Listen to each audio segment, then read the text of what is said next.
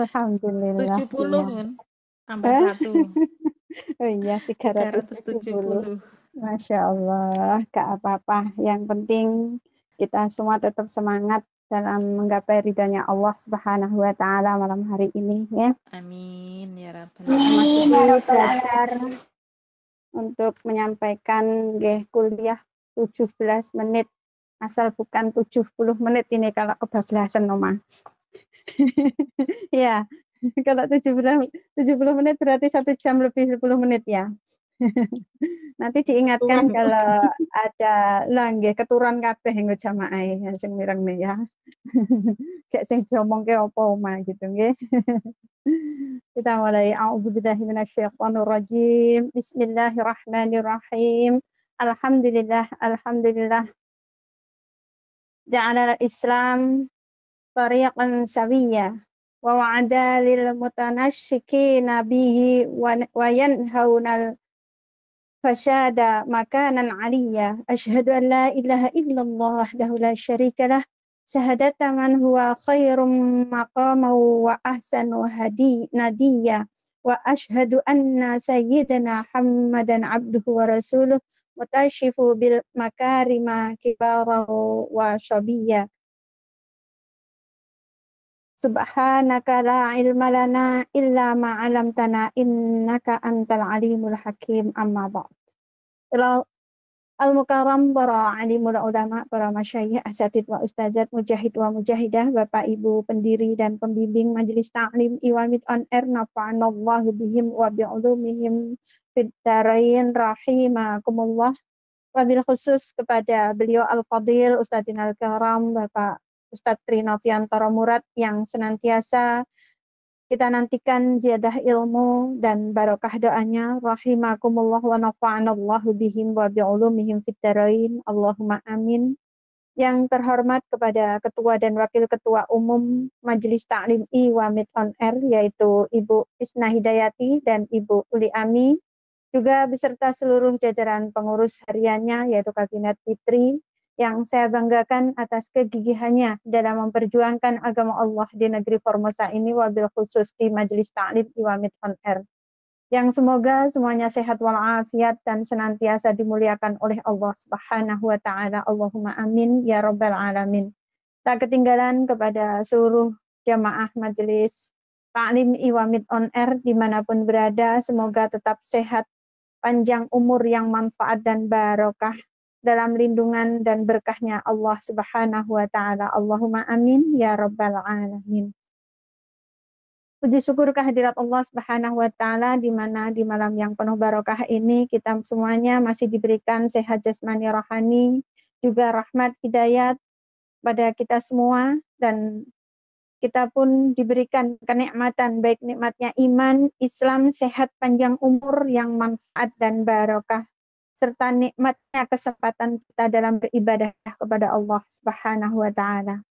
Selawat beserta salam semoga tetap tercurah limpahkan kepada uswatun hasanah kita baginda Nabi Muhammad sallallahu alaihi wasallam beserta keluarganya, para sahabatnya, dan seluruh umatnya, termasuk diantaranya kita semua, yang semoga senantiasa tetap istiqomah mengikuti sunnah-sunnahnya hingga yaumul qiyamah. Allahumma amin ya Rabbal Alamin. Hadirin hadirat ma'asyiral muslimin wal muslimat rahimakumullah. Tanah air Indonesia yang baru saja kita peringati hari ulang tahun Republik Indonesia yang ke-79. Kita ketahui bersama adalah tempat yang elok, indah, permai, subur, dan kaya makmur. Oleh sebab itu, dulu jadi incaran kaum penjajah. Banyak yang ingin memiliki negara kita, yaitu bangsa Indonesia. Negeri kita, negeri Nusantara jadi incaran para penjajah. Bagaimana orang tua kita, para kakek, nenek kita, ya, zaman dahulu, ya, ingin memerdekakan bangsa kita, ya, tanah air, bukan hanya sebagai tempat kelahiran kita, tetapi juga tempat tinggal kita, tempat di mana kita dibesarkan, di mana kita bersama-sama bermain, anak handai tolan, bercengkerama, dalam kebahagiaan. Kita tahu mencintai tanah air juga berarti kita mencintai tempat tinggal kita bersama, di mana masa kecil kita mungkin kita pernah bermain layang-layang bersama, itu akan menjadi kenangan sepanjang hidup kita, sepanjang masa. Bagaimana kita sekarang ini jauh, kalau kita mendengar lagu-lagu tanah air kita, walaupun kami pergi jauh, tidak akan lupa. Gimana Bu terusannya? Dari kalbu Masya Allah. Tanahku yang ku cintai, engkau ku hargai. Oma suaranya lagi jelek ya, pilek-pilek batuk. Tapi alhamdulillah masih bisa bersuara, masih bisa didengar dengan baik ya insya Allah ya. Rodok nahan-nahan sedikit tapi. Rasulullah Shallallahu Alaihi Wasallam mengekspresikan kecintaannya kepada Mekah. Mekah adalah tempat kelahiran Rasulullah Shallallahu Alaihi Wasallam, yaitu Nabi kita Muhammad, sebagai tempat kelahirannya. Pernah diriwayatkan oleh Ibnu Abbas, beliau Rasulullah Shallallahu Alaihi Wasallam bersabda, alangkah baiknya engkau sebagai negeri yang paling aku cintai. Seandainya kaumku tidak mengusirku dari engkau, niscaya aku tidak tinggal di negeri selainmu. Maksudnya tidak akan pernah tinggal di negeri lain selain Mekah. Itu diriwayatkan hadis riwayatnya Ibnu Hibban. Dan di samping Mekah, Madinah adalah juga merupakan tanah air Rasulullah Shallallahu Alaihi Wasallam. Mengapa? Kan bukan tempat kelahirannya, tapi disitulah beliau menetap dan mengembangkan dakwah Islamnya setelah terusir dari Mekah. Dan kini Indonesia yang sudah merdeka, di hari ulang tahun kemerdekaan kita yang baru-baru saja diperingati, masih hangat ya, ke-79. Mari kita sama-sama menjaga, mempertahankan bangsa Indonesia, tanamkan rasa cinta tanah air, jadikan cinta tanah air sebagian dari iman. Hubul watan minal iman. Kita jaga dari rongrongan penjajah yang akan merusak keutuhan NKRI, baik dari luar maupun dari dalam.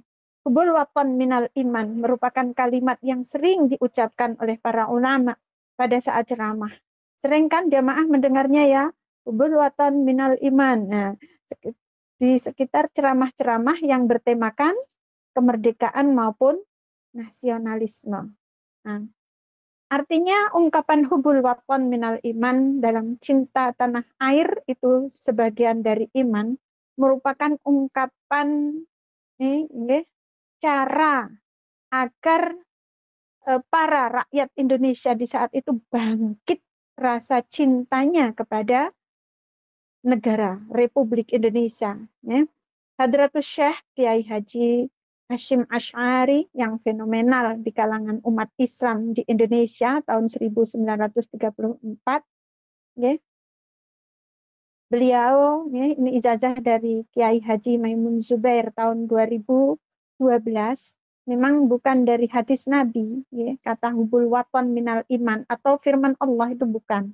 Tetapi kalimat inilah sebagai upaya untuk mempersatukan, membangkitkan jiwa-jiwa kita semua, cinta bangsa, cinta tanah air.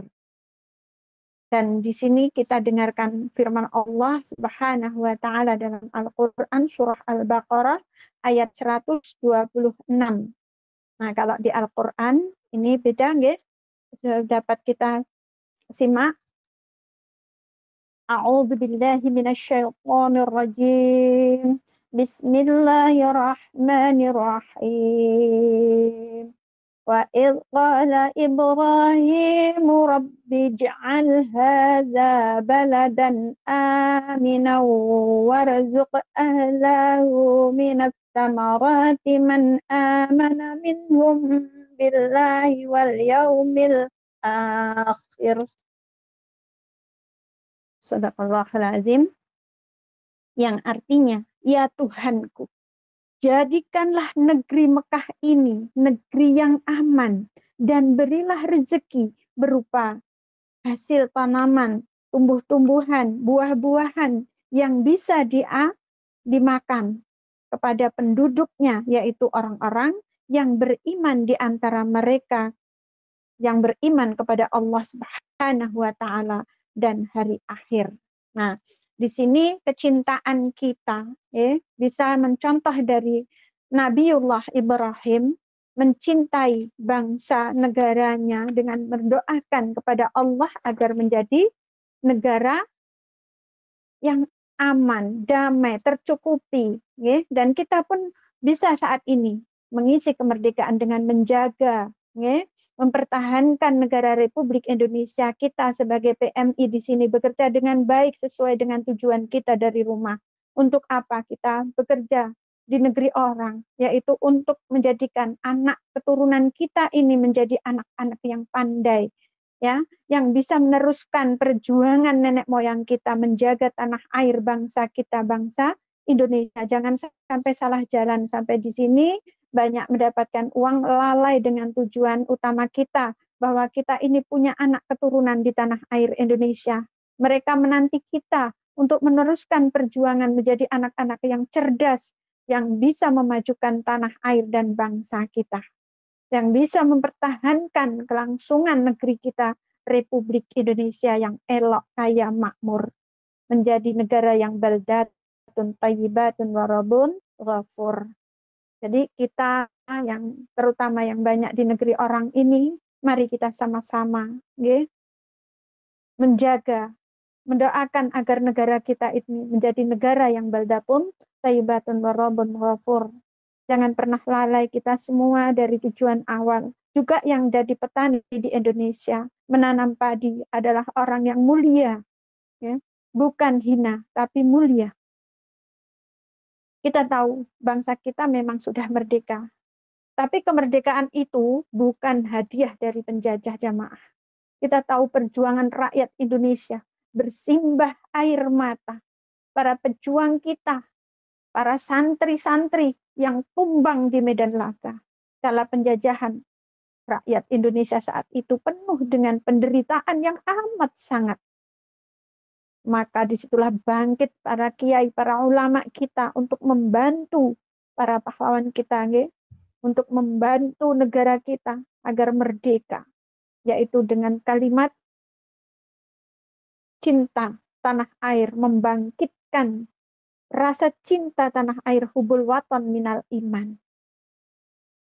Bahkan di situ ada yang nada yang sering kita dengar untuk menyemangatkan dari siapa yang ingat, yang dikarang oleh Kiai Haji Abdul Wahab. Monggo sama-sama kita dengarkan lagunya, lagu Yalal Waton, yang bisa sama-sama ya. Yalal Waton, Yalal Waton, Yalal Waton, hubbul waton minal iman, wala takum minal khirman, inhadu ahlal waton. Indonesia bilati anta unwanul faqama kullu mayyatika yawma qami hayyal qahimama. Pusaka hati wahai tanah airku, cintaku dalam imanku, jangan halangkan nasibmu, bangkitlah hai bangsaku. Indonesia negeriku, engkau panji martabatku, siapa datang mengancammu, kan binasa di bawah durimu. Nah, ini adalah salah satu lagu penyemangat dari Kiai Haji Abdul Wahab Hasbullah untuk menyemangatkan rakyat Indonesia cinta tanah air, membela tanah air, menjaga tanah air kita, negeri Nusantara yang elok, indah, dan permai, untuk tetap merdeka Jadi kita semua wajib sama-sama mencintai tanah air yang sudah mati-matian dibela oleh para pahlawan kita, di mana saat itu berdentuman meriam, isak tangis anak-anak kehilangan orang tua, ya, harta benda yang disita dan diporak-porandakan, serta martabat yang dijatuhkan. Nah, oleh karena itu dengan semangat para pejuang yang telah mengorbankan jiwa raga, dengan darah yang telah membasahi bumi pertiwi, dan juga dengan doa dan rahmat Tuhan Yang Maha Esa, Indonesia kini sudah merdeka. Kalau dulu pekik perjuangan merdeka atau mati yang membuat pilu di hati. Tapi kini kita sudah merdeka. Kita memang tidak memekikkan merdeka atau mati. Tapi mari kita semangatkan di hati kita untuk tetap cinta tanah air dan bangsa. Dengan kita sebagai PMI di sini bekerja sama-sama sebaik mungkin. Kita menjadikan anak keturunan kita untuk maju, untuk menjadi penerus perjuangan. Dan mari sama-sama kita berdoa kepada Allah agar negara kita tetap aman, damai, makmur, baldatun, thayyibatun, warabun, ghafur. Dirgahayu Republik Indonesia yang ke-79, Nusantara Baru, Indonesia Maju. Apabila di sini saya dalam menyampaikan kultum 17 menit, sudah cukup kan Bu 17 menit ya Ibu-ibu semuanya? Kok sedih jangan ditinggal tidur ya. Nggak terasa. 17 menit sudah ya. Ya, mungkin beliau juga guru besar kita sudah hadir dari tanah air Indonesia. Sampun apa dereng? Dereng Bu. Dereng Bu, lanjut. Lanjut nih mawon. Lanjut mawon, sambil menunggu, lanjut. Bukan 17 menit nanti, jadinya 70 menit. Betul napa-napa. Kenapa turun.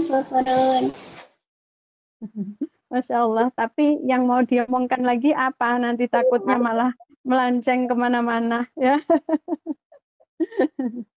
Oke, itulah sekelumit daripada cerita atau makna dari hubul waton minal iman. Memang bukan dari Al-Quranul Karim, bukan pula dari hadis Nabi, tetapi itu adalah penyemangat dari para ulama kita, para kiai kita yang menyemangati para santrinya dan rakyat Indonesia agar terus mau mencintai tanah air. Itu adalah sebagian dari iman, hubul waton minal iman, agar kita mencintai bangsa kita yang sudah diperjuangkan dengan segitunya, Andekan mungkin kita hidup di saat itu, tidak bisa kita bayangkan. Penuh rasa ketakutan, penuh rasa penderitaan, jangankan mau makan seperti kita saat ini. Ada nasi putih, ada garam, itu sudah nikmat sekali. Kalau dulu, jangankan nasi putih dan garam, yang kita sekarang bilang nggak enak. Masa cuma makan nasi putih dan garam. Dulu makan apa Bu? Orang tua kita diceritakan banyak makan bekatul. Bekatul itu dedak, kalau nggak salah itu, alangkah nelongsoni, ya kan? Itu pun untuk menyambung hidup, berdentuman meriam di sana sini. Kita dijajah saat itu, bersimbah peluh, bersimbah darah, dan di mana-mana berceceran darah, bergelimangan mayat-mayat, di mana rasa kita andaikan kini kita sudah merdeka, kita main HP, bahkan di sini yang semarak saat ini apa? Judi online. Rusak, betul? Merusak negara enggak ini? Judi online. Merusak ya, jangan sampai anak-anak kita lalai dari penjagaan kita. Kita wajib menanamkan rasa nasionalisme kita, kebangsaan kita. Untuk mencintai bangsa, kita harus menjaga anak keturunan kita, anak cucu kita. Jangan sampai lalai. Ya, tetap dijaga keimanannya. Tetap dijaga rasa cinta tanah air. Bagaimana dengan judi online yang merusak moral bangsa, keluarga, bahkan sampai terjadi pembunuhan hanya karena sesuatu yang sesat, yaitu judi online. Okay? Mereka tidak berpikir lagi bagaimana menjaga, mempertahankan negara kita yang sudah diperjuangkan sedemikian rupa. Sayang sekali kalau anak keturunan kita sampai terjerumus dalam hal-hal yang tidak baik.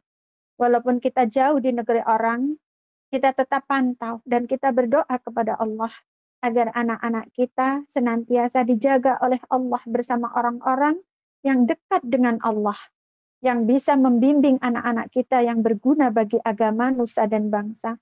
Bahkan bisa menjadi hafidh dan hafidah yang akan bisa memakaikan mahkota kepada kedua orang tuanya di akhirat nanti. Yang bisa mendoakan kita ketika kita sudah tiada, yang bisa menjaga kita ketika kita sudah tua. Jadi jangan sampai anak-anak kita tinggalkan dalam keadaan lemah. Banyak sekali mendengar PMI yang sampai salah jalan. Sayang sekali. Tujuan utamanya sampai di sini untuk apa? Yaitu untuk memperjuangkan keturunan kita di tanah air Indonesia agar tidak menjadi keturunan yang lemah.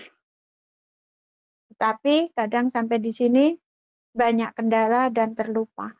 Semoga kita yang sudah memasuki majelis-majelis taklim on air ini adalah salah satu penerus perjuangan yang bisa menjaga, membawa tanah air kita ini terjaga menjadi tanah air yang damai, sentosa, baldatun, thayyibatun, warabun, wafur. Allahumma amin ya rabbal alamin. Amin.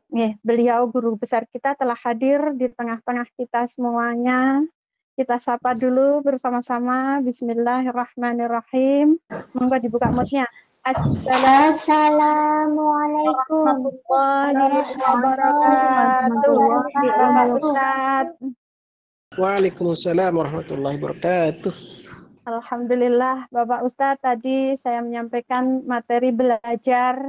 Mohon bimbingannya apabila ada kesalahan. Hubul watan minal iman yang saya sampaikan memang bukan dari hadis Nabi atau dari Al-Quran, tapi dari para ulama kita, dari syekh kita yang membangkitkan semangat untuk para rakyat Indonesia, bahkan para santri untuk membela tanah air kita, yaitu cinta terhadap tanah air dan bangsa kita Indonesia.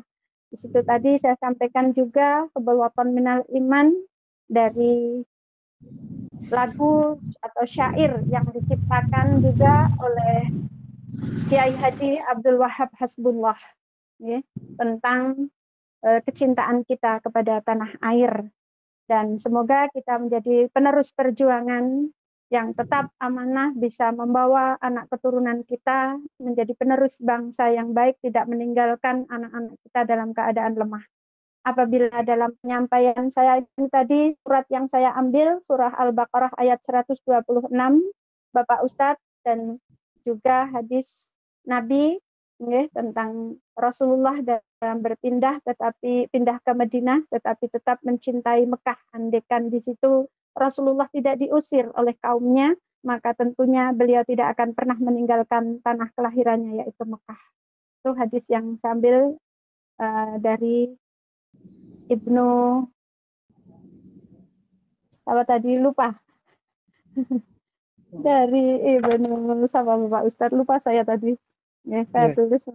Ya, itu yang tadi saya ambil Bapak Ustadz. Apabila saya dalam penyampaian ada kekeliruan, mohon bimbingan, mohon diluruskan Bapak Ustadz. Saya akhiri. Jazakumullah khairan wa barakallahu fikum wa sallallahu ala nabiyyina Muhammadin wa ala alihi ajma'in. Wa akhiru da'wana anilhamdulillah wassalamualaikum warahmatullahi wabarakatuh. Waalaikumsalam warahmatullahi wabarakatuh. Selanjutnya saya serahkan kepada pembawa acara. Nggih, terima kasih saya ucapkan kepada Ibu Siti Juwariah atau Oma Siti nggih, yang telah menyampaikan kultum malam hari ini. Semoga apa yang beliau sampaikan tadi kita bisa mengambil hikmah dan tambahan ilmu yang bisa kita amalkan dalam kehidupan sehari-hari dan diridhoi oleh Allah Subhanahu wa taala. Amin amin ya rabbal Amin ya Allah alamin. ya Rabbal Nggih. Alamin. Nggih, silakan duduk kembali Bu Siti Juwariah nggih. Baik, nggih, terima kasih. Oke, sama-sama. Jemaah yang dirahmati Allah Subhanahu wa taala, memasuki acara selanjutnya adalah kajian inti dan tanya jawab yang akan disampaikan oleh beliau Al-Mukarram Al-Ustadz Tri Novianto Murad. Marilah Bapak Ibu semuanya dibuka moodnya, kita haturkan salam bersama-sama. Monggo. Assalamualaikum Assalamualaikum warahmatullahi warahmatullahi wabarakatuh. wabarakatuh. Waalaikumsalam warahmatullahi wabarakatuh. Alhamdulillah. Terima kasih beliau sudah hadir nggih. Ahlan wasalam fi khudurikum Ustadz. Nggih, Sama-sama. mari jamaah sebelum beliau menyampaikan kajian pada malam hari ini yang akan dibawakan tema yaitu Hubbul Watan Minal Iman. Monggo kita terlebih dahulu bersalawat kepada Nabi Muhammad sallallahu alaihi wasallam. Sallu ala Nabi Muhammad. Allahumma salli wa sallim wa barik alaihi wa ala alihi wa ashabihi. Ya Nabi salam alaika, Ya Rasul salam alaika, Ya Habib salam alaika, salawatullah alaika. Allahumma salli wa sallim wa barik alaihi wa ala alihi wa ashabihi. Kepada beliau Al-Ustadz Tri Novianto Murad, kesempatan dengan segala hormat saya haturkan. Semoga Ustadz. Terima kasih. Bismillahirrahmanirrahim. Assalamualaikum warahmatullahi wabarakatuh. Waalaikumsalam warahmatullahi wabarakatuh. Innal hamdalillah nahmaduhu wa nasta'inuhu wa nastaghfiruhu wa na'udzu billahi min shururi anfusina wa min sayyiati a'malina may yahdihillahu fala mudilla lahu wa may yudlil fala hadiya lahu. Asyhadu an la ilaha illallah wahdahu la syarika lahu wa asyhadu anna Muhammadan abduhu wa rasuluh. Allahumma shalli wa sallim ala sayyidina Muhammadin wa ala alihi wa ashabihi wa man tabi'ahum bi ihsanin ila yaumiddin. Faqalahu ta'ala fil Qur'anil azim, a'udzu billahi minasyaitonir rajim. Bismillahirrahmanirrahim. Ya ayuhan nasu taqu rabbakumul ladzi khalaqakum min nafsin wahidah wa khalaqa minha zawjaha wa basa minhuma rijalan katsiran wan nisaa wattaqullaha alladzi tasaaluna bihi wal arham innallaha kana 'alaikum raqiba. Ya ayyuhalladzina amanu ittaqullaha wa qulu qawlan sadida yuslih lakum a'malakum wa yaghfir lakum dhunubakum wa may yuti'illaha wa rasulahu faqad faza fawzan 'azima. Ya ayyuhalladzina amanu ittaqullaha haqqa tuqatih wa la tamutunna illa wa antum muslimun. Shadaqallahul azim, amma ba'd. Alhamdulillahirabbil alamin. Segala puji bagi Allah Subhanahu wa taala yang telah memberikan kita nikmat yang banyak, nikmat yang insya Allah tidak bisa kita hitung jumlahnya, termasuk adalah nikmat Allah memberikan kepada kita rasa merdeka, ya. Kita diberikan oleh Allah Subhanahu wa taala kesempatan untuk bisa menikmati suasana yang tidak terjajah ini. Itu adalah suatu nikmat yang luar biasa yang Allah berikan kepada kita. Salawat dan salam semoga senantiasa tercurah limpahkan kepada qudwah hasanah kita, baginda Rasulullah Muhammad sallallahu alaihi wasallam. Allahumma shalli wa sallim wa barik alaih. Barik alaihi wa ala alihi wa ashabihi. Semoga kita mendapatkan syafaat ya. Amin. Beliau Rasulullah Muhammad sallallahu alaihi wasallam. Allahumma shalli wa sallim. Insyaallah di yaumil akhir insyaallah. Allahumma Amin. Amin ya rabbal alamin. amin ya rabbal alamin. Alamin. Ikhwati fillah rahimakumullah, alhamdulillah beberapa hari yang lalu kita alhamdulillah memperingati Dirgahayu kemerdekaan Republik Indonesia, tanah air kita tercinta, yang mungkin ada dari, kalau ibu-ibu mungkin ada di luar negeri, tetap dengan rasa cinta kepada tanah airnya, walaupun di negeri orang tetap insya Allah Cinta tanah air.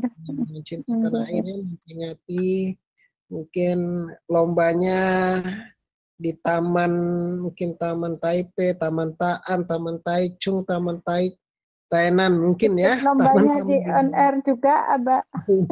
Ada juga yang lombanya lomba on air. Iya. Dulu saya juga begitu, walaupun ketika di luar negeri di Taiwan, walaupun kita sedikit tapi kita ngebuat lomba untuk di kita ya, minimal yang ikut itu anak-anak kecil yang anak dari mahasiswa itu ya, yang bapak-bapaknya di lomba kelereng, lomba karung, makan sendok dikasih kelereng itu. Lomba kelereng yang ada aja. Karungnya nggak ketemu, ada karung goni nggak ketemu, pakai karung yang ada dia apa, karung beras ya, yang putih itu ya. Nah, ini adalah suatu bentuk, sebetulnya adalah ungkapan sederhana, walaupun dengan lewat perlombaan ya, sebagai bentuk rasa syukur kita kepada Allah Subhanahu wa taala ya, rasa syukur yang ini anugerah Allah Subhanahu wa taala yang harus benar-benar kita syukuri.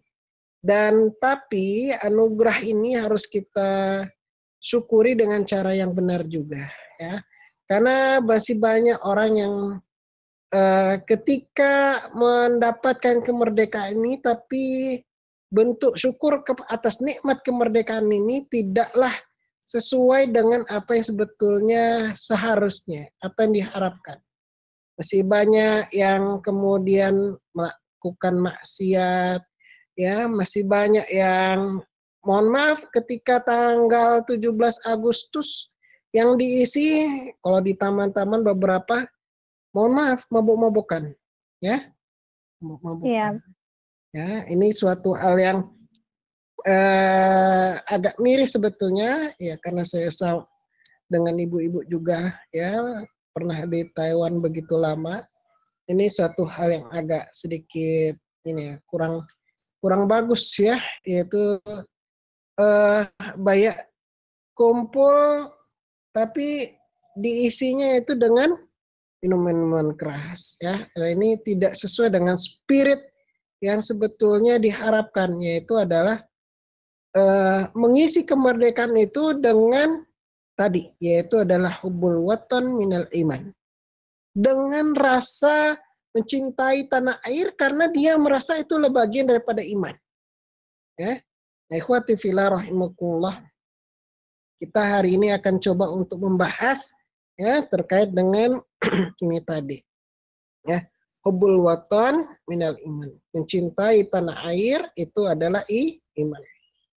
Ya, bahkan ini jadi syair, dan jadi syairnya menjadi lagu ya, menjadi lagu. Nah, ikhwati fillah rahimakumullah, mungkin tadi sudah disampaikan oleh Ibu Siti Juwairiyah ya.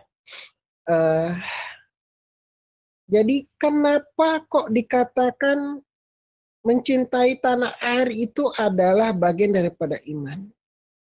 Ya. Ikhwati fillah rahimakumullah, ini sebetulnya adalah kita merujuk kepada baginda Rasulullah Muhammad sallallahu alaihi wasallam. Ya.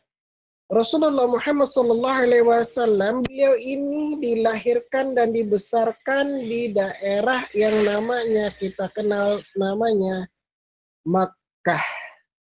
Makkah. Ya. Beliau dilahirkan di sana, kemudian sampai kecil-kecil diasuh di bagian Mekah tapi luaran Mekah. Ya, Mekah pinggiran tapi tetap Mekah. Ya. Di kampung Bani Sa'adah. Ya. Dengan ibu persusuan beliau itu adalah Halimatus Sa'diyah. Ya. Dan kemudian kembali ke Mekah, ya.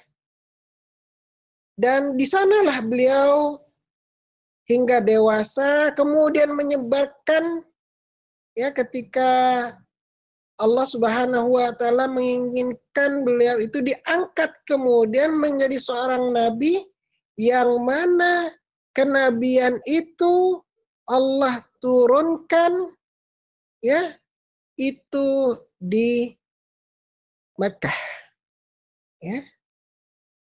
Jadi ketika Rasulullah Muhammad SAW itu sedang yang namanya melakukan bukan semedi tapi memisahkan diri, ya, memisahkan diri. Ya, beliau sedikit memisahkan diri atas kondisi lingkungan memang kampung beliau ini, kota beliau ini yang agak ya di mana-mana ya sebetulnya, bukan hanya di kampung beliau tapi di mana-mana memang tidak ada orang yang beriman kecuali hanya beliau saja. Maka beliau berujrah, ya, melakukan melakukan menyendiri karena memang tidak bisa bercampur antara keimanan dengan kekufuran karena hanya beliaulah yang beriman. Maka kemudian Allah turunkan kepada beliau, ya, itu risalah kenabian di Gua Hira, ya. Kemudian beliau diangkat menjadi seorang nabi dan diperintahkan untuk berdakwah.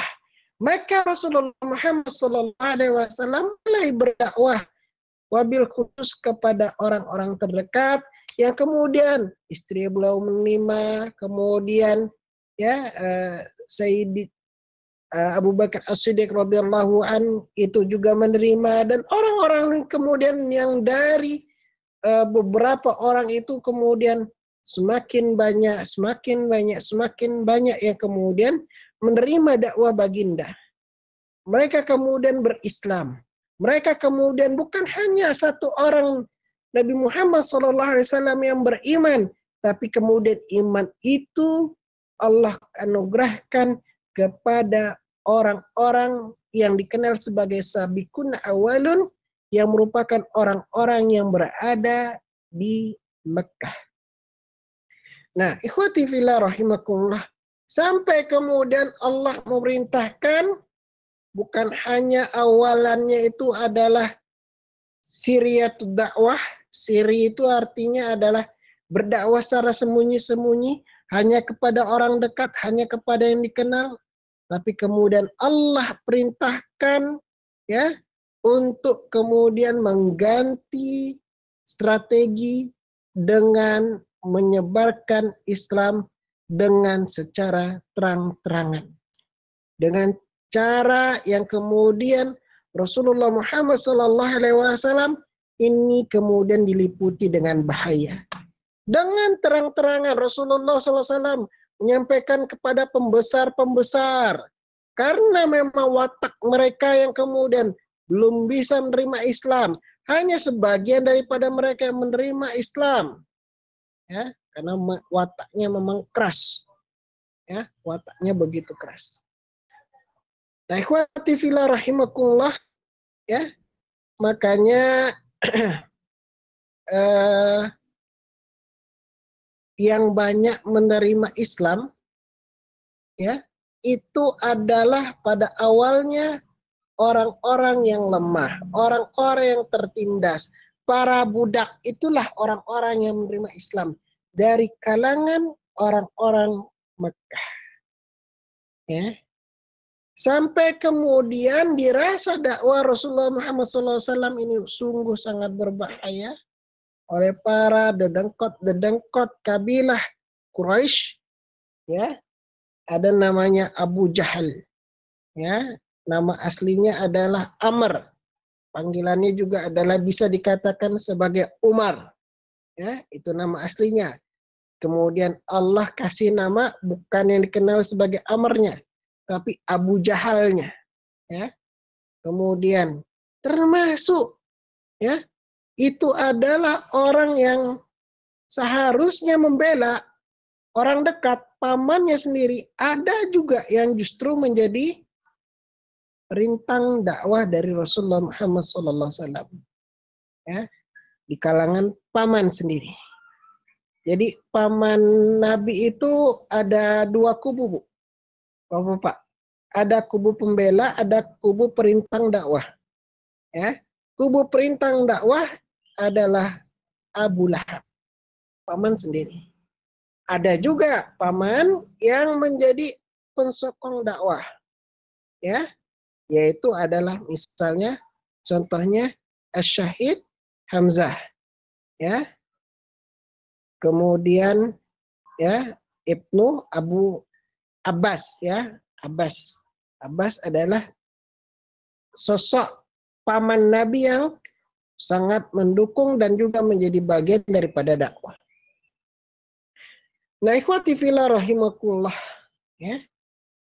Sehingga kemudian yang terjadi ketika fase jaharatud dakwah, dakwah secara terang-terang ini menyebabkan kaum muslimin itu begitu diintimidasi, ya.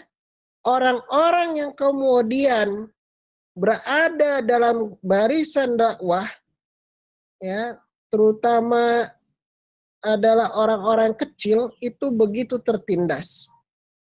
Yang jadi budak ketika diketahui budaknya itu masuk Islam, disiksa. Masih enak sebetulnya kalau jadi budak, disiksa, itu masih enak, masih bisa dibeli. Contohnya adalah Bilal bin Rabah. Ya, itu budak yang dibeli. Zaid bin Harisah, budak dibeli. Ya. Tapi yang justru kasihan adalah dia mantan budak, bukan budak. Disiksa, tapi nggak dibeli, nggak bisa dibeli.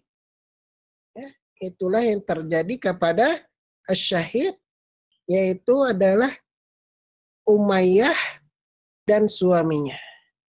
Ya, menjadi syahidah pertama dan syahid pertama dalam Islam. Nah, ya Yasir dan Umayyah. Yasir dan Umayyah. Ya. Nah, ikhwati fillah rahimakumullah, sehingga kemudian menyebabkan mereka harus terusir dari tempat tinggalnya. Awalnya masih di bagian luar Mekah, ya.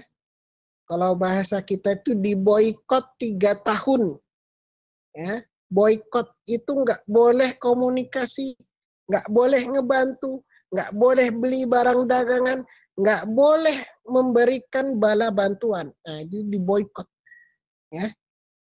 Tapi kemudian boikot itu kemudian orang-orang nggak bisa lagi menahan boikot kepada kaum muslimin.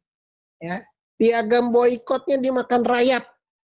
Piagam boikot yang kemudian ditempel di dinding Ka'bah dimakan rayap, kecuali kalimat Bismikallahumma. Ya, itu yang nggak dimakan rayap. Ya. Tapi akhirnya juga kembali intimidasi hingga Allah Subhanahu wa taala itu memerintahkan kepada Rasulullah Muhammad SAW dan umatnya untuk kemudian berhijrah. Ya, berhijrah. Ya, hijrah ada yang sebetulnya sudah ada hijrah sebelumnya. Hijrah kecil-kecilan, hijrah ke Abasyah, ke Ethiopia. Hijrah pertama dan kedua itu adalah ke Ethiopia. Cuman nggak terlalu banyak. Ya, sampai kemudian Allah memerintahkan suatu hijrah yang besar. Hijrah yang totalitas. Yang nggak jangan lagi ada kaum muslimin yang tersisa. Sehingga kemudian kaum muslimin yang merasa punya iman wajib melakukan hijrah. Perintah Allah kepada Nabi Muhammad SAW. Maka kemudian Rasulullah Muhammad SAW menyuruh para sahabatnya untuk berhijrah.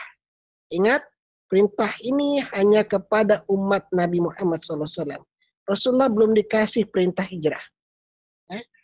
Perintah hijrah kepada umat Nabi Muhammad SAW dilakukan secara berangsur-angsur ketika bulan Muharram. Itulah yang disebut dengan awal kaum muslimin berhijrah. Dan hijrah itu bukan suatu perkara yang mudah jamaah. Ya. Karena apa? Karena mereka harus meninggalkan apa-apa yang mereka cintai. Ya. Tanah air mereka, tempat kelahiran mereka, rumah mereka, mata pencarian mereka, keluarga mereka yang mungkin masih tidak berislam harus ditinggalkan. Dan melakukan suatu perjalanan yang begitu jauh. Zaman dulu nggak ada yang namanya tol. Nggak ada yang namanya bus. Nggak ada yang namanya transportasi umum. Nggak ada. Ya. Yang ada adalah jalan kaki. Ya. Kalau ada orang yang masih punya kesempatan untuk punya barang, tunggangan, ya, unta atau keledai. Dan itu menempuh jarak 550 km. Ibu ada yang pernah jalan kaki 550 km enggak?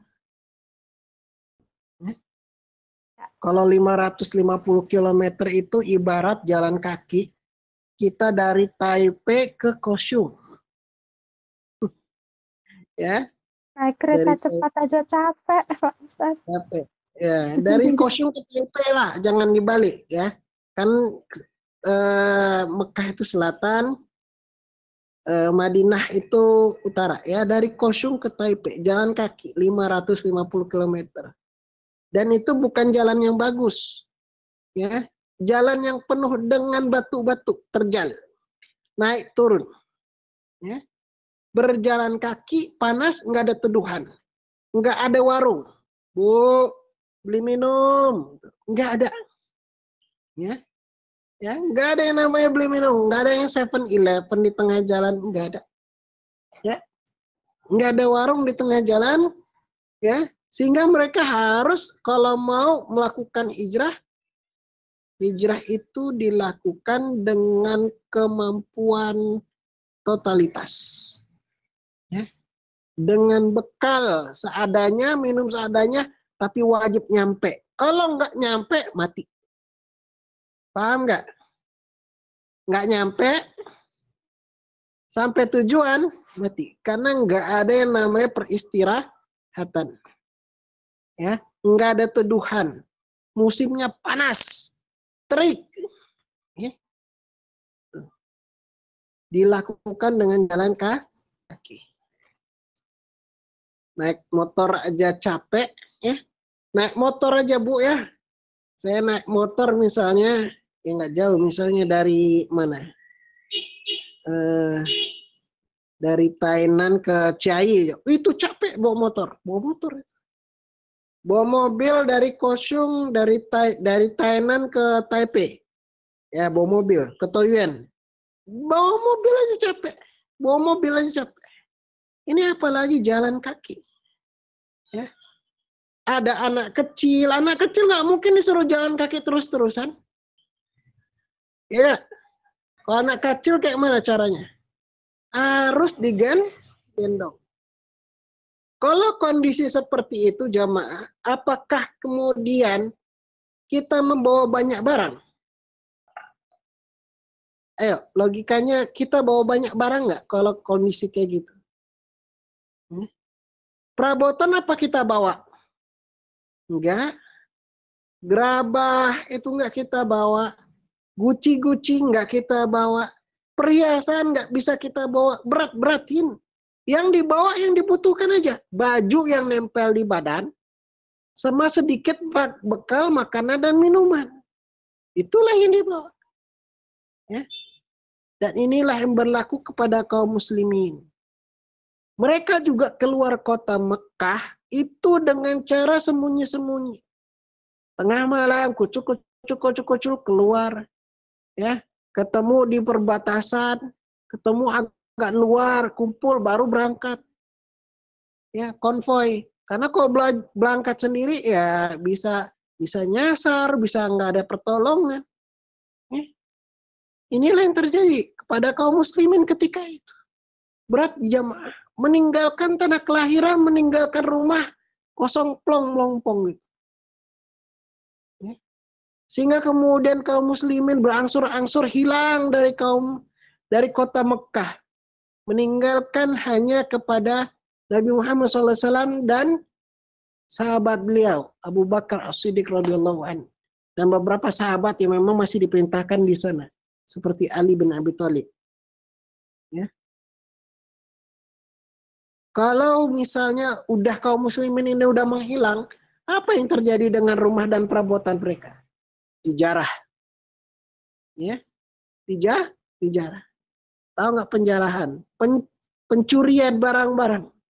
Ya. Permadaninya diambil. Ya.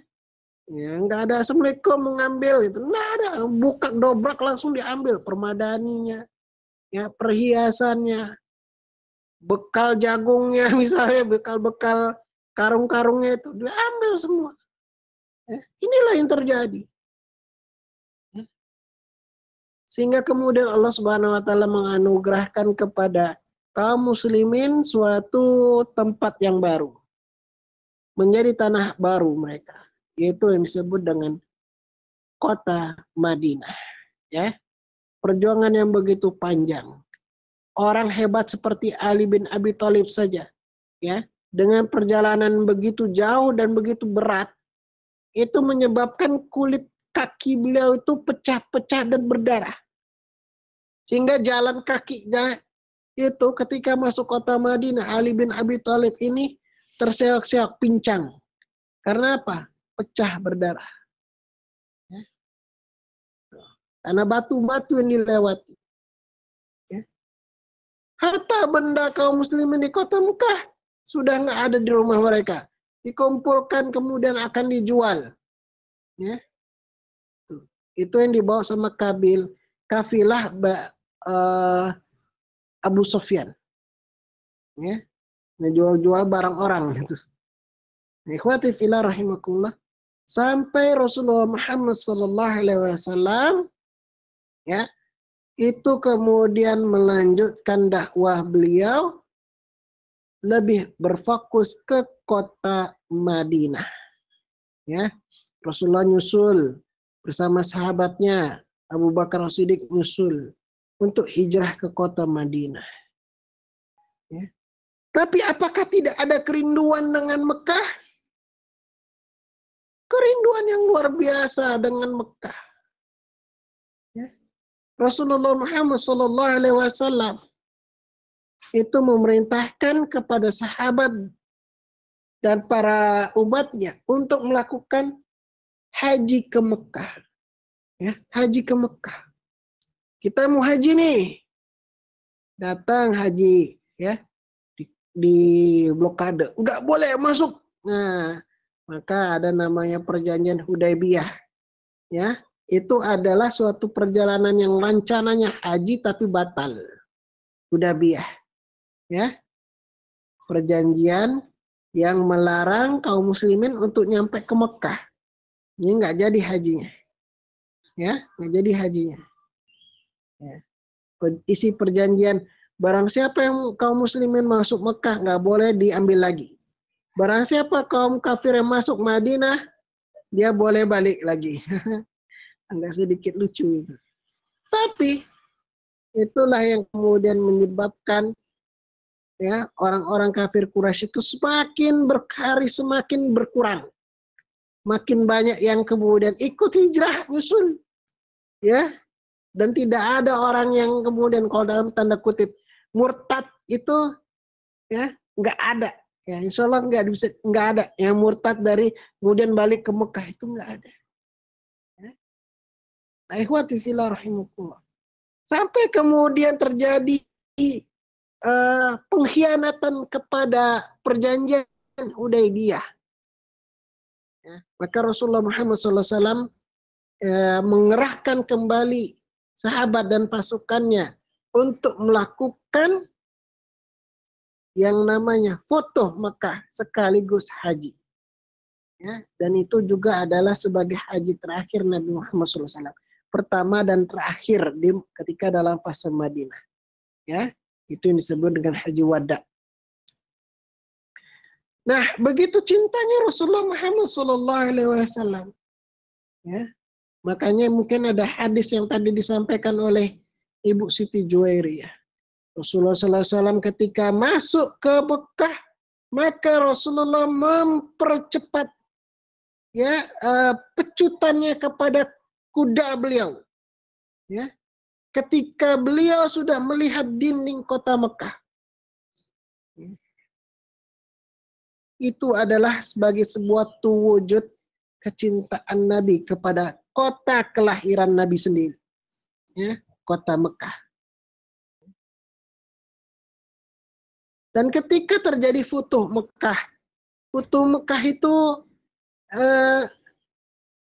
futuhnya kota Mekah. Futuh itu artinya sudah dikuasai dengan sempurna dan uniknya tidak lewat dengan peperangan. Inilah suatu anugerah yang Allah berikan kepada kaum muslimin. Tidak ada peperangan, cuma insiden kecil saja. Ya. Tapi apakah yang terjadi? Ya, ketika Rasulullah SAW melakukan pembagian ghanimah. Ghanimah itu adalah harta rampasan perang. Tapi kalau dalam kondisi kasusnya Fatuh Mekah itu ada istilah khusus. Namanya adalah fa'i. Fa'i itu adalah harta ghanimah tapi tidak pakai perang. Nah, itu disebut dengan fa'i. Ya, maka ada aturannya sendiri.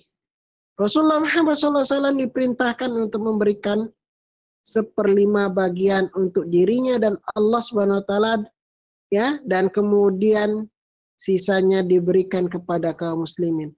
Dan tahu siapa yang lebih diberikan lebih banyak? Orang Mekah ataukah orang Madinah? Yang lebih banyak diberikan adalah kepada orang-orang Mekah. Ya.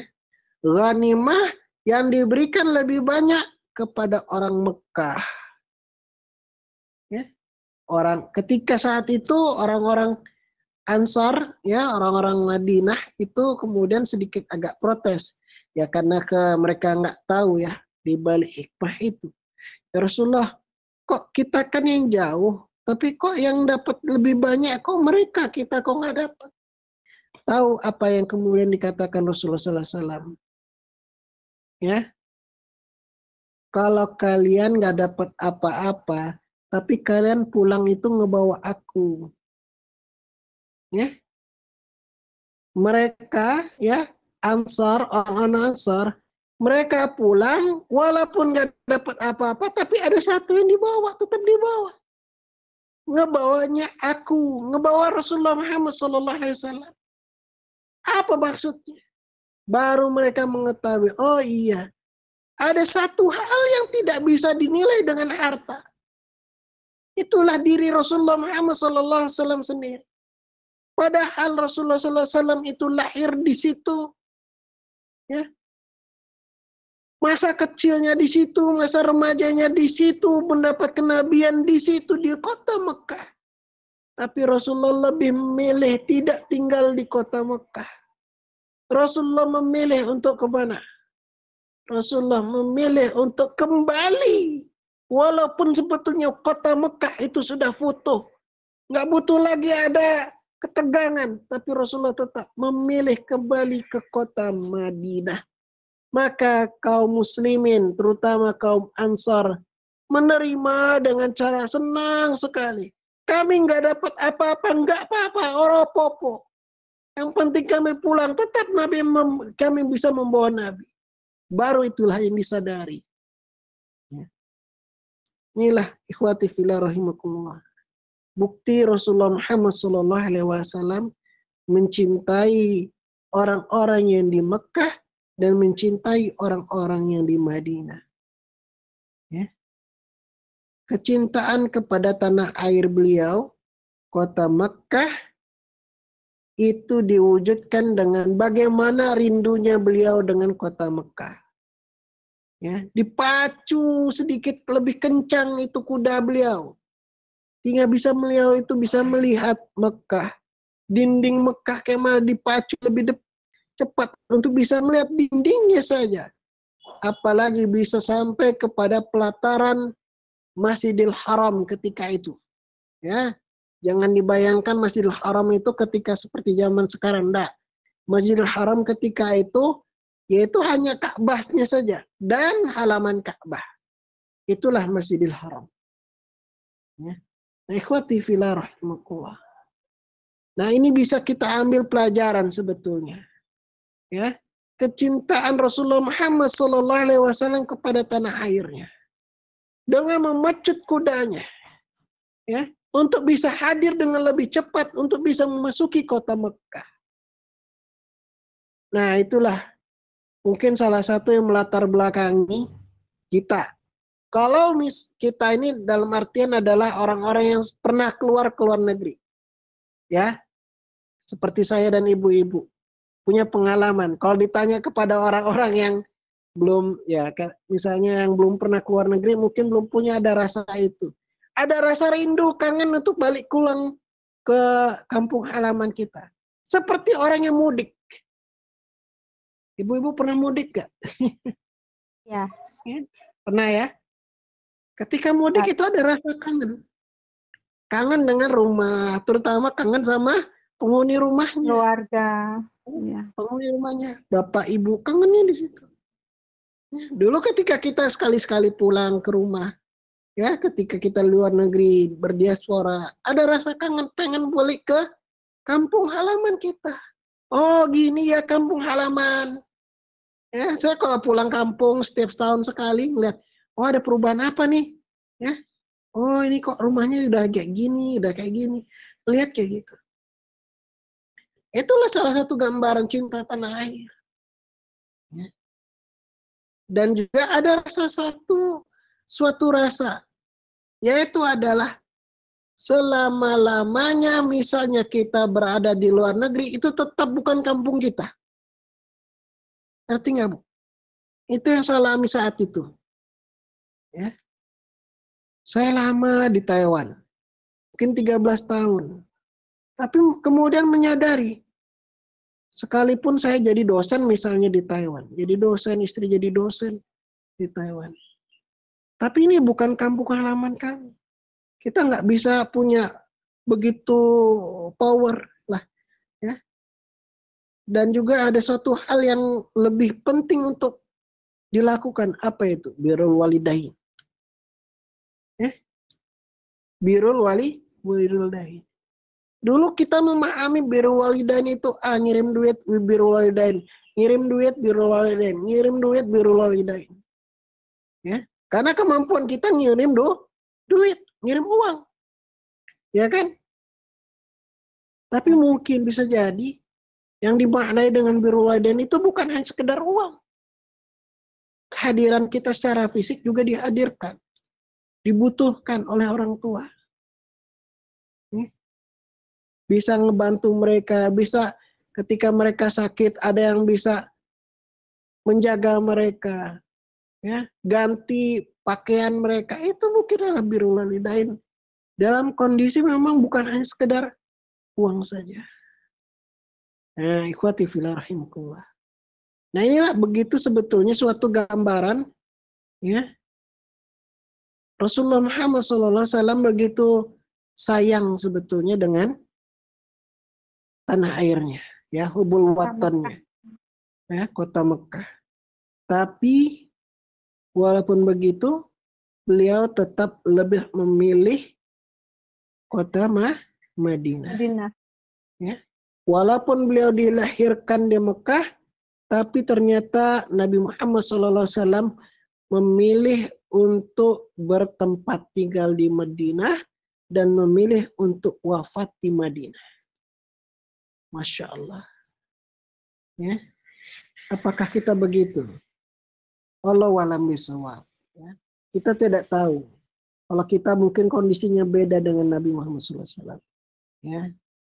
Iman kita nggak sekuat Nabi Muhammad SAW. Ya. Jangan disama-samakan. Ya. Nggak sama soalnya. Ikhwati fillah rahimakumullah. Ya, inilah suatu gambaran. Ya. Rasulullah sengaja betul mempercepat langkah beliau, mempercepat kuda beliau untuk masuki, hanya sekedar untuk melihat dinding gerbang kota Mekah. Apalagi dari kota gerbang Mekah itu sampai bisa ngelihat Ka'bah. Oh, luar biasa. Cepat lagi itu langkah kuda Nabi Muhammad SAW. Ya, itu suatu gambaran.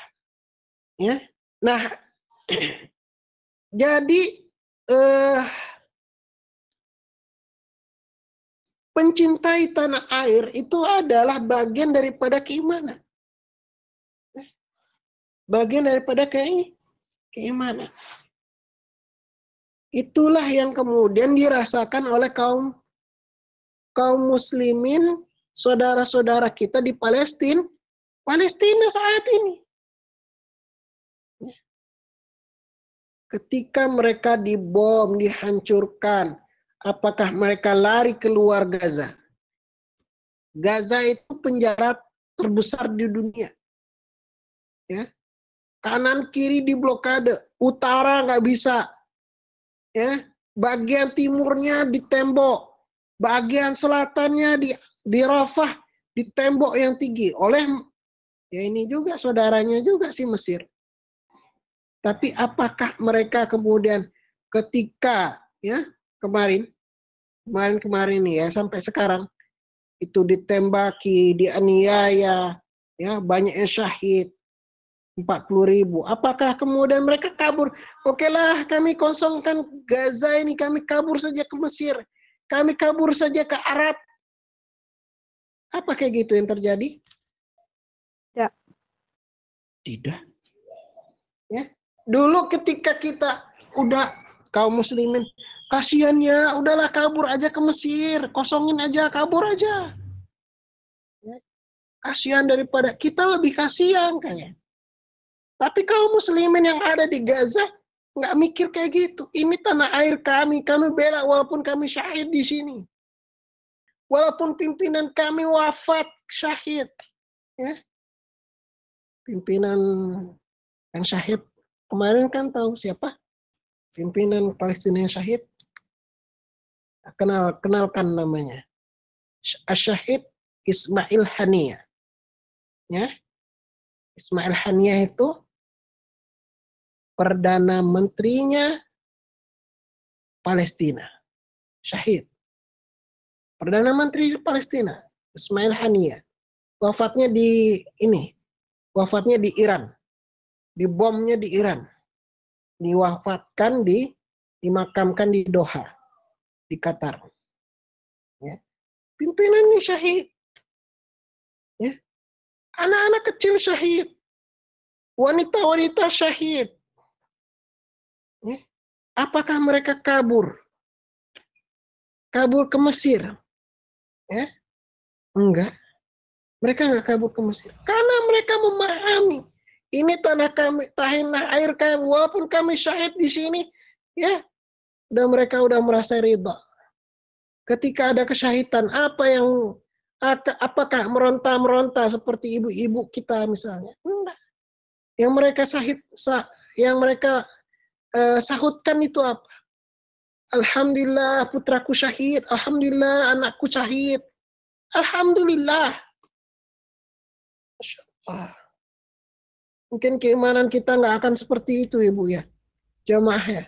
Jauh banget dengan keimanan orang-orang mereka. Ya. Mereka tuh udah siap-siap kalau misalnya siapa tahu malam itu syahid itu mereka udah siap-siap. Lihat aja kaum muslimahnya, ibu-ibunya. Mereka kalau tidur ketika malam, mereka langsung pakai baju yang langsung baju tertutup. Ibu-ibu saat ini mohon maaf saya tanya ya. Ya, boleh jawab boleh enggak. Tapi bagusin jawab. Ya.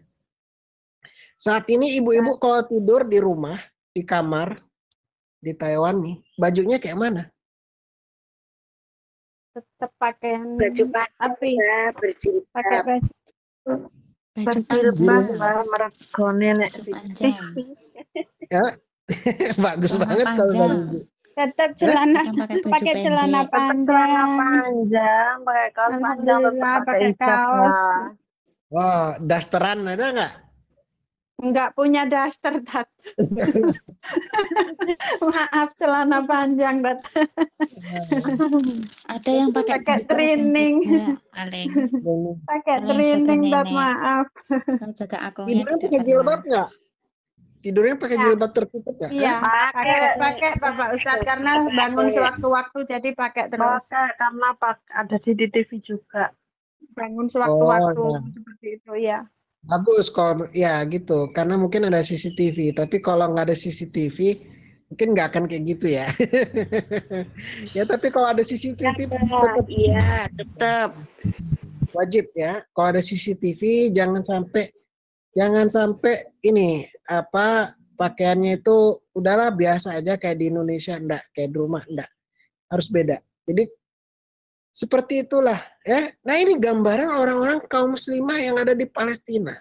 Mereka itu tidur dengan udah gaya tidur yang siap-siap kalau suatu waktu mereka udah nggak bernyawa. Ngerti nggak ibu-ibu? Ya. Ya. Ketika mereka nggak bernyawa, diangkat di bawah teruntuhan, mereka itu dalam kondisi yang tertutup. Tertutup. Iya. Itu tertutup. Ya, bajunya itu udah tercover, udah siap-siap itu. Udah jadi baju syahid. Ya. Ini udah kesiapan luar biasa yang mereka lakukan. Hanya sekedar untuk malam sudah dalam kondisi kalau perlu sholat tidur udah dalam kondisi berwudu, kondisinya kemudian dalam kondisi semua serba tertutup. Ya. Bapak-bapak juga begitu. Ya. Luar biasa betul keimanan mereka ini. Ya. Negerinya para syuhada ini. Negerinya para anbiya ini. Nah, ikhwati fillah rahimakumullah. Nah, ini bisa kita ambil pelajaran. Ya. Bahwa kaum muslimin di sana itu melakukan ribat. Ribat itu jaga malam. Ya. Kita ini punya 3 kota suci. Tapi biasanya cuma 2 yang diperhatikan, yang ketiga enggak. Yang sering umrah. Ya, Masjidil Haram, Masjid Nabawi. Haram, Nabawi. Haram, Nabawi. Haram, Nabawi. Ya. Padahal kita punya kota ketiga. Yang mana kota ketiga itu adalah Al-Quds. Di dalamnya ada yang namanya Masjid Al-Aqsa. Masjid Al-Aqsa ini adalah kiblat pertama kaum muslimin. Itu kiblat kita dulu itu di sana, bukan di Masjidil Haram. Ya, perlu dipahami Bu, kiblat kita ini pertama bukan di Masjidil Haram. Kiblat kita itu di Al-Aqsa. Baru kemudian terjadi yang namanya proses perpindahan kiblat dari Al-Aqsa pindah ke Haram, ke Ka'bah. Dari awal dulu semenjak penciptaan Adam, ya, semua nabi kiblatnya ke Aqsa, bukan ke Haram. Ya. Baru ketika turun ayat Al-Baqarah ayat 114, baru tuh ya terjadi perpindahan Masjidil Haram menjadi kiblat kedua setelah Masjidil Aqsa. Itulah yang harus kita perjuangkan. Makanya ada suatu hal yang tersirat. Kenapa ke Allah Subhanahu wa taala melakukan perjalanan malam Isra Mi'raj dari mana ke mana? Dari Masjidil Haram ke Masjidil Aqsa, baru Mi'rajnya dari Aqsa ke Sidratul Muntaha. Kenapa kau harus susah-susah payah dulu? Ya, diisrokan dulu ke Masjidil Haram, dan kenapa start point daripada Mi'raj bukannya Masjidil Haram? Kenapa start point-nya justru Masjidil Aqsa? Allah ingin menurunkan suatu hikmah bahwa kalian perhatikan yang namanya Masjidil Aqsa. Kalian perhatikan yang namanya Al-Quds, Yerusalem. Kalian perhatikan itu Palestina. Allah berikan jaminan keamanan dan keselamatan kepada Haram dan Nabawi. Tapi Allah tidak memberikan jaminan kepada Aqsa. Itu artinya Allah menitipkan keamanan dan penjagaan itu kepada orang-orang di Aqsa. Inilah yang terjadi. Sebagian kaum muslimin yang berada di Palestina, terutama di tepi barat, yang berada di dekat Al-Quds itu melakukan ribat. Yang berada di Gaza mempertahankan izah.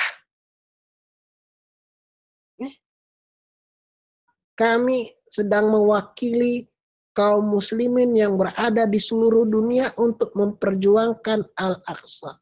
Kita nggak di sana jamaah, kita di Indonesia. Cuman kita nitip, tolong jagain ya Al-Aqsa kita ya. Kalian yang jaga ya, dengan darah dan nyawa kalian. Itulah yang terjadi. Paham nggak jamaah? Ustaz. Dan mereka nggak kabur. Mohon maaf ya, kami udah banyak kali tersiksa, udah banyak terbokol gitu, kami nggak kuat deh, kami kabur aja deh. Enggak ada. Kabur gantian.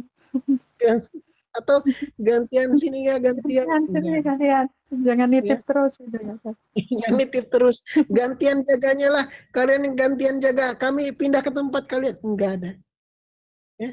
Ribatnya nggak ada, jaga malamnya itu nggak gantian itu. Mereka tetap berjaga. Nggak gantian. Kami yang ke Indonesia, Indonesia yang ke sini ya, kayak gitu. Enggak ada kayak gitu. Ya. Ikhwati fillah rahimakumullah. Inilah ya, kita bisa mempelajari banyak yang namanya hubbul watan minal iman. Ya. Mencintai terutama adalah orang-orang yang memang Allah spesial jaga ini tempat, itulah bagian daripada iman. Ya. Oke, sementara itu dulu udah hampir 10:30 kalau di sana ya. Kita mungkin buka dengan tanya jawab.